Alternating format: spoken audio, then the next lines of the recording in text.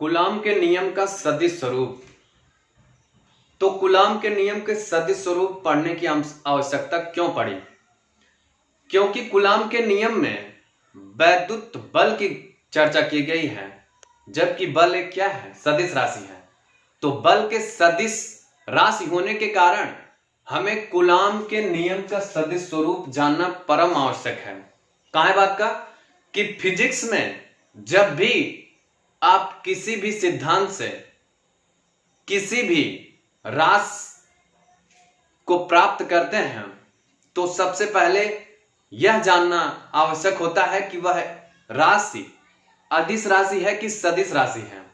परिमाण तो बिल्कुल सिद्धांत सटीक देता है, जबकि यह पढ़ने और पढ़ाने वाले या जानकारी रखने वाले के पास यह जानकारी अवश्य हो जानी चाहिए कि राशियों में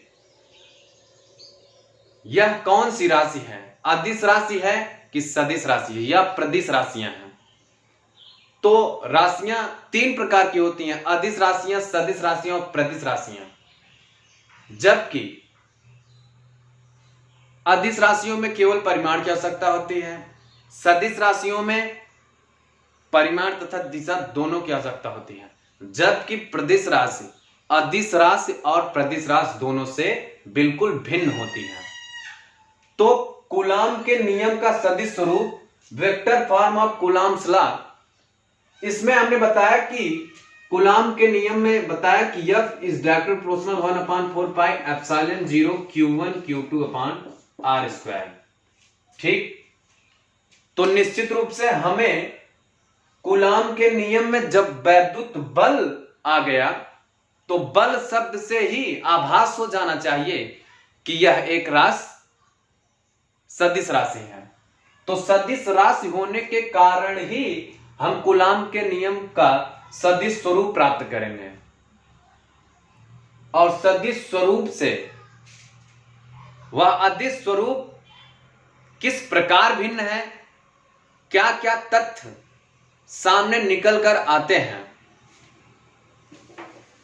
तो मान लेते हैं यह x अक्ष है और ये y अक्ष है। अब x अक्ष और y अक्ष के तल में यह द्वितली है। वैसे तीन तल लेकर भी चर्चा हम कर सकते हैं, बट यहां पर दो तल से ही हमारा काम चल जा रहा है, इसलिए हम x अक्ष और y अक्ष से ही बात अपनी स्पष्ट कर सकते हैं। तो निश्चित रूप से मान लेते हैं यहां पर कोई बिंदु Q1 है, बिंदु A है, और जिस पर आवेश Q1 उपस्थित है, और बिंदु B पर Q2 आवेश है। ठीक, इसे हम Q1 Q2 को या AB बिंदु को मिला देते हैं, और जिन बिंदु O से बिंदु जिस पर Q1 आवेश उपस्थित है उसे O से मिला देते हैं, OA प्राप्त होता है। अब Q2 को भी ऑरिजिन O से मिला देते हैं। जिस प्रकार हमें एक त्रिभुज प्राप्त होता है जिसे AOB कहें या BOA कहें या ABO कहें, तो निश्चित रूप से अब हम बारी बारी से बात करेंगे कि Q1 द्वारा Q2 पर कितना बल लग रहा है और Q2 द्वारा भी Q1 पर कितना बल लग रहा है। जब एक दूसरे पर वैद्युत बल की केवल परिमाण की चर्चा करें तो Q1 द्वारा Q2 पर लगाया गया बल और Q2 द्वारा Q1 पर लगाया गया बल लगभग समान मिलता है। कैसे? सबसे पहला मान लेते हैं कि Q1 द्वारा Q2 पर लगाया गया बल क्या होगा। Q1 द्वारा Q2 पर लगाया गया बल क्या होगा, Q1 द्वारा Q2 पर लगाया गया बल, तो F जब भी Q1 द्वारा, इसे अगर 1 कहें और इसे 2 कहें, तो 1 के द्वारा 2 पर लगाया गया बल, तो 2 पहले लिखेंगे और 1 बाद में लिखेंगे। और पढ़ेंगे कैसे कि F12, इससे स्पष्ट हो जाएगा कि इससे मालूम पड़ जाएगा कि हम कहने क्या वाले हैं, कहना क्या चाहते हैं कि F12 1 के द्वारा 2 पर लगाया गया बल, F12 1 के द्वारा 2 पर लगाया गया बल, दैट मीन्स Q1 द्वारा Q2 पर लगाया गया बल F12 is equal to 1/4 pi epsilon 0 Q1 Q2 upon R square. अच्छा, अब कहेंगे कि R का मान क्या है, तो R का मान यहां पर वैसे ही मान लेते हैं, ये A से B के बीच की दूरी अभी तक R है, जबकि सदिश रूप में लेंगे तो इसका मान भिन्न भिन्न हो जाएगा। कैसे, अब इसे हम मान लेते हैं OA के बीच की दूरी R1 है और O से B के बीच की दूरी R2 है। ठीक, O से A के बीच की दूरी R1 है और O से B के बीच की दूरी R2 है। अब हम 1 के द्वारा 2 पर, दैट मीन्स Q1 द्वारा Q2 पर लगाए गए बल की गणना कर चुके हैं कि 1/4 pi epsilon 0 Q1 Q2 upon R square होता है। अब हम यहां पर कूलाम के नियम का सदिश स्वरूप प्राप्त करने वाले हैं, तो हमें दिशा की आवश्यकता जरूर देनी होगी, आवश्यकता जरूर पड़ेगी, और हमें दिशा बताना बड़ा ही आवश्यक है। अब बताएंगे कि Q1 द्वारा Q2 पर लगाया गया बल, तो हमने लिख दिया कि F12 यानी 1 के द्वारा 2 पर लगाया गया बल, जबकि दिशा क्या होगी, A से B की ओर। जब ये सजाती होंगे, सजाती कहने का क्या मतलब है, या तो आवेश माइनस चार्ज हो सकता है या तो प्लस चार्ज हो सकता है, तो सजाती प्लस प्लस हो सकते हैं, माइनस माइनस। सदिश स्वरूप को हम सजाती आवेश से ही प्राप्त कर रहे हैं, तो Q1 को प्लस दे रहे हैं तो Q2 को भी प्लस देंगे, Q1 को माइनस चार्ज दे रहे हैं तो Q2 को भी माइनस चार्ज देंगे। केवल समझने की बात है। तो यहां तक अभी हमने माना है कि A से B तक R है, जबकि OA R1 है, OB R2 है। अब यहां पर 1 के द्वारा 2 पर लगाया गया बल, तो F12 1/4 pi epsilon 0 Q1 Q2 upon R square है। तो अब दिशा की जरूर आवश्यकता होगी कि किस तरफ। यदि आप जानते होंगे कि सजाती समान आवेशों के बीच क्या होता है, प्रतिकर्षण होता है। अब पहले ही हम मान चुके हैं कि यह दोनों चार्ज सजाती हैं, तो सजाती हैं तो Q1 द्वारा Q2 पर, तो Q1 निश्चित रूप से Q2 को प्रतिकर्षित करेगा। Q1 क्या है, Q2 को निश्चित रूप से प्रतिकर्षित करेगा। तो Q1 से Q2 की ओर दिशा क्या होगी, Q1 से Q2 की ओर, A से B की ओर, A से B की ओर, A से B की ओर। अब Q2 द्वारा Q1 पर लगाया गया बल क्या होगा, दूसरा बात करते हैं। Q2 द्वारा Q1 पर लगाया गया बल F vector F1 that means 2 के द्वारा 1 पर लगाया गया बल 1/4πε0 Q1 Q2 upon R square.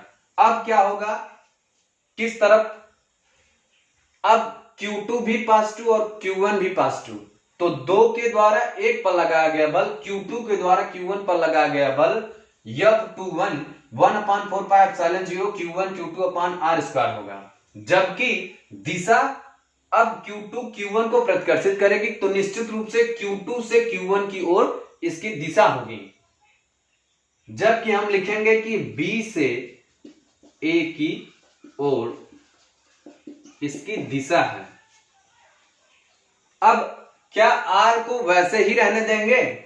जब हम द्वितलीय में सदिश की बात कर रहे हैं तो R को एक नाम देना जरूरी है कि A से B वेक्टर में कौन सा फल प्राप्त होगा, परिमाण के साथ साथ दिशा किस रूप में है। तो यदि 11th में आप त्रिभुज 20 से वेक्टर के रूप को प्राप्त करना सीखे हैं, तो आप आसानी से जान सकते हैं कि जब भी त्रिभुज को पूरा करने वाला एक विपरीत अंत भुजा होगी, वह एक विपरीत भुजा और वह परिमाण को व्यक्त करती है। O A vector O A plus vector A B is equal to O B. ठीक, vector O A B is equal to O B. अब हमें प्राप्त करना है ए बी, तो निश्चित रूप से ए बी को एक पक्ष में रखेंगे और ओ बी माइनस ओ ए प्राप्त हो जाएगा। अब O B minus O B के स्थान पर हम R2 लिखेंगे और ओ ए के स्थान पर हम R1 लिखेंगे। अब A से B की ओर हम लिख देंगे कि यह 1/4πε0 Q1 Q2 upon R square A से B की ओर, that means R2 minus R1, vector R2 minus R1।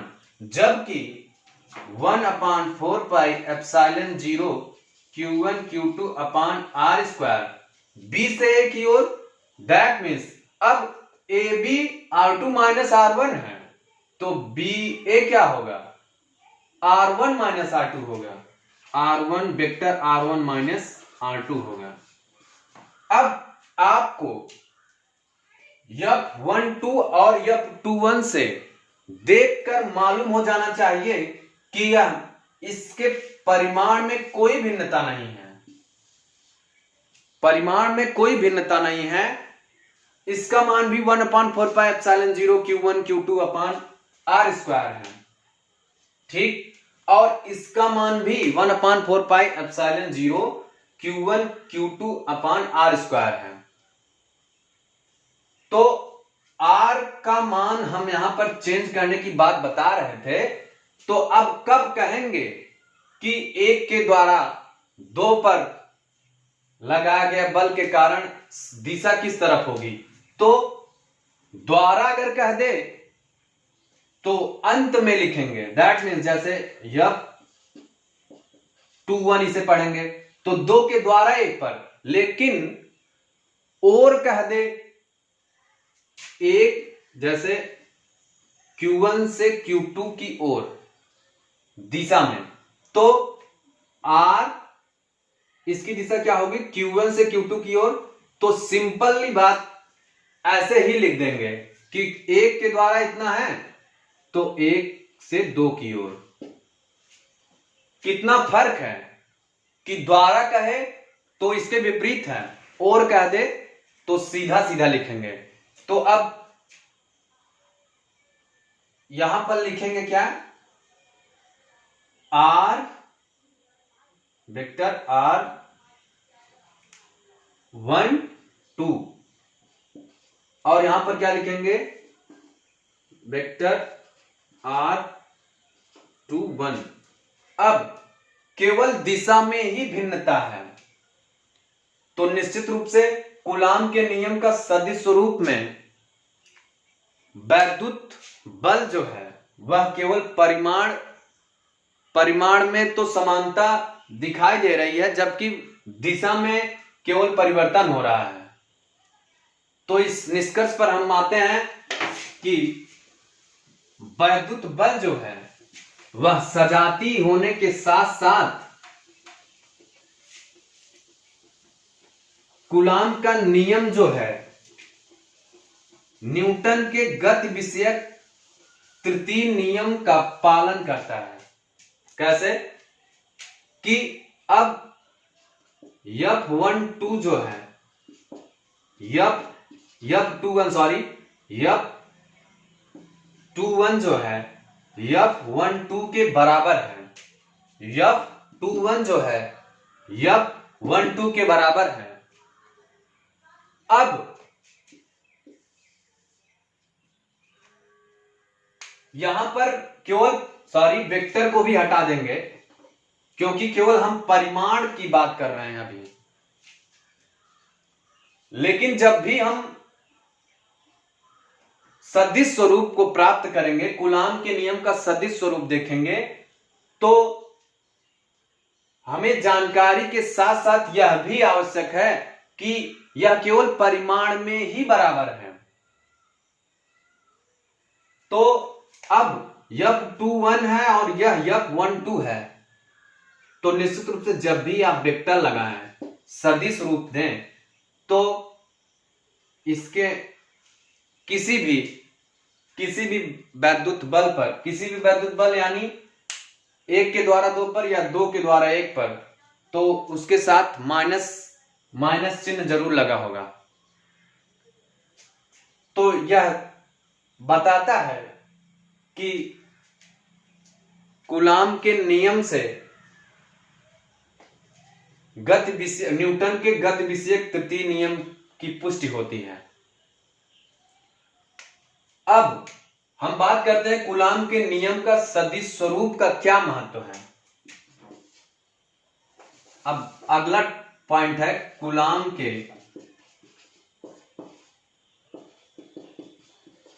नियम का सदिश स्वरूप का महत्व। इंपॉर्टेंस क्या है vector form of coulombs law का। तो यहां पर पहले ही हम बता दें कि यह आपस में बराबर होते हैं, बल्कि इसकी दिशा में ही केवल भिन्नता होती है। और दूसरा क्या है कि यहां पर Q1 है और यहां पर Q2 है। अब Q1 द्वारा Q2 पर एक रेखा के रूप में कार्य कर रहा है और Q2 के द्वारा भी एक वैद्युत बल जो है वह एक रेखीय रूप में कार्य कर रहा है। तो एक केंद्रीय बल जो है वह एक रेखीय बल के रूप में कार्य कर रहा है। तो इसके दो इंपॉर्टेंस निकलकर सामने आते हैं। पहला क्या, आपस में परिमाण क्या है, परिमाण आपस में बराबर होते हैं।